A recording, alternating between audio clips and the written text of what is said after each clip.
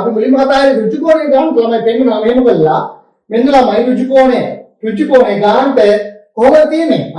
කොහොමද තියෙන්නේ? ගානට අංශක 90ක් වෙන්න තියෙනවා. හරි?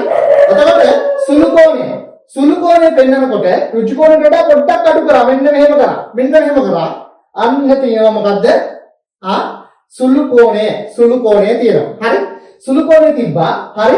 ඔන්න ආයෙත් මම යනවා ඍජු කෝණයට ගිහිල්ලා ආයෙත් මම පෙන්වන්න ඕනේ දැන් මම පෙන්වන්න ඕනේ මහා කෝණය. එහෙනම් ඍජු කෝණයට වඩා විශාල පොඩ්ඩක් වැඩි කරන්න ඕනේ. හැබැයි සරල කෝණය මේ තියෙන සරල කෝණය මෙන්න සරල කෝණය මම. සරල කෝණයට වඩා පොඩ්ඩක් අඩු කරන්න ඕනේ. හරි?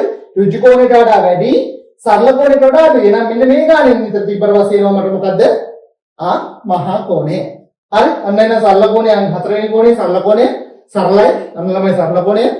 හරි. ඊට පස්සේ පරාවර්ත කෝණය පෙන්වන්න පුළුවන් අපිට මෙන්න මෙහෙම කරලා. නේද? මෙහෙම කරලා පෙන්වුවම මේකද පරාවර්ත කෝණය? නෑ. මේක නෙමෙයි ළමයි. මෙන්න සරල කෝණය තිබ්බා. සරල කෝණයටත් වඩා විශාලයි. 180ටත් වඩා විශාලයි. වෙන්න තියෙනවා මොකද්ද? පරාවර්ත කෝණය.